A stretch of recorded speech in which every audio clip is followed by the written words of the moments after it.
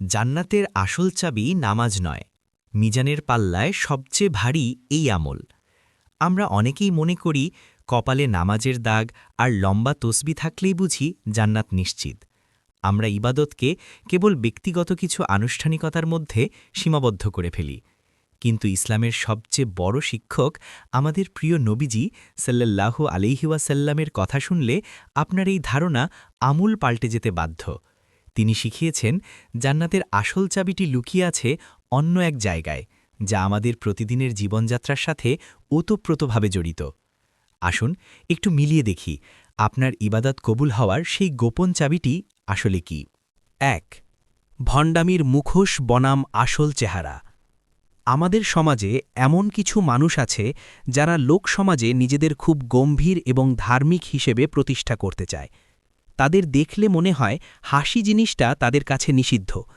তারা এতটাই গুরুগম্ভীর থাকেন যেন দুনিয়ার সব ভার তাদের কাঁধে।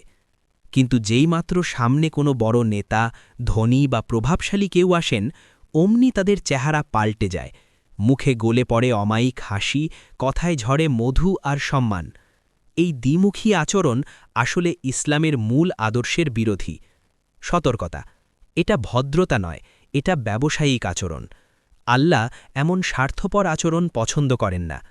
একজন মুমিন কখনো এমন দ্বিমুখী হতে পারেন না। প্রয়োজন অনুযায়ী চেহারা পাল্টে ফেলা হল মুনাফিক বা ভণ্ডদের বৈশিষ্ট্য। আপনার ইবাদত কবুল হওয়ার পথে এটি সবচেয়ে বড় বাধা। ২. আপনিও কি এই পরীক্ষায় পাশ করবেন? আসুন আমরা নিজেদেরকে একটি কঠিন কিন্তু জরুরি প্রশ্ন করি, যা আমাদের ভেতরের আসল চরিত্রকে উন্মোচন করে দেবে। রাস্তা দিয়ে হাঁটছেন, হঠাৎ একজন পরিচ্ছন্নতা কর্মী, সুইপার, হাত বাড়িয়ে দিল মুসাফাহার জন্য।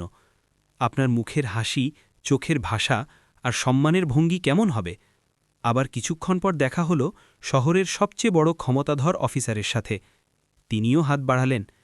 আপনার মুখের হাসি, চোখের ভাষা আর সম্মানের ভঙ্গি কি দুজনের জন্যই সমান হবে? যদি উত্তর না হয়, তবে ভয়ের কারণ আছে। কারণ আমাদের প্রিয় নবীজি সাল্লাল্লাহু আলাইহি ওয়াসাল্লামের কাছে এই দুই ব্যক্তি সম্মানের দিক দিয়ে সমান ছিলেন।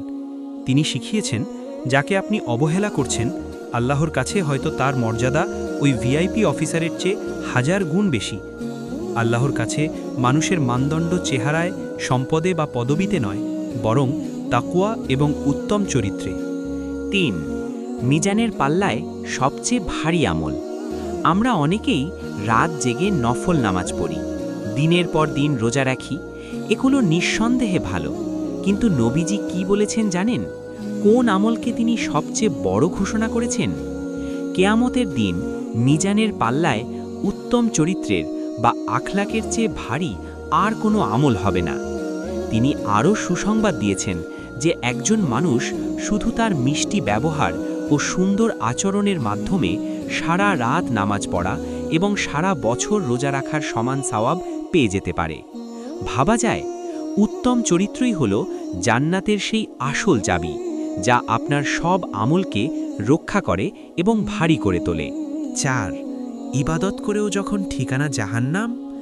ইতিহাসের সেই ভয়ঙ্কর ঘটনাটি শুনুন। নবীজির কাছে এক নারীর কথা বলা হলো।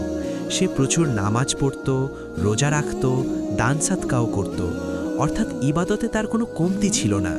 কিন্তু তার মুখের ভাষা ছিল খারাপ।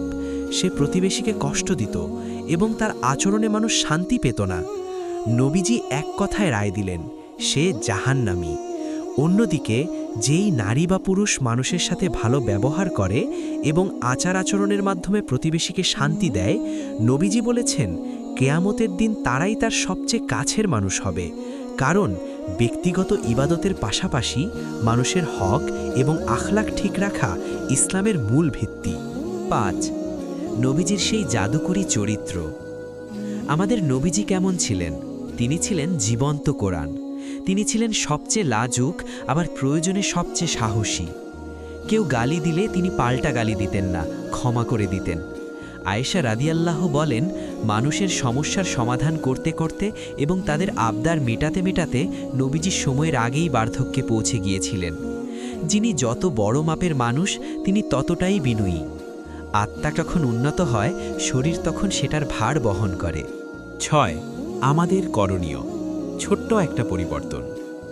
আসুন আজ থেকে একটা প্রতিজ্ঞা করি, আমরা মানুষের সাথে ভালো ব্যবহার করব শুধু ভদ্রতা দেখানোর জন্য নয়, বরং এটাকে ইবাদত মনে করে। আপনার একটা মিষ্টি হাসি, একটু নরম কথা, এটাই হতে পারে আল্লাহর নৈকট্য পাওয়ার এবং আপনার আমলের পাল্লা ভারী করার প্রধান মাধ্যম। নবীজি আল্লাহর কাছে নিজের আখলাক সুন্দর করার জন্য এভাবে দোয়া করতেন, আমরাও নিয়মিত এই দোয়াটি পড়তে পারি। হে আল্লাহ, তুমি যেমন আমার গঠন সুন্দর করেছ, তেমনি আমার চরিত্রও সুন্দর করে দাও। আল্লাহুম্মা আহসানতা খালকি ফা আহসিন খুলুকি। আল্লাহ যেন আমাদের উত্তম চরিত্রের অধিকারী করেন। আমিন।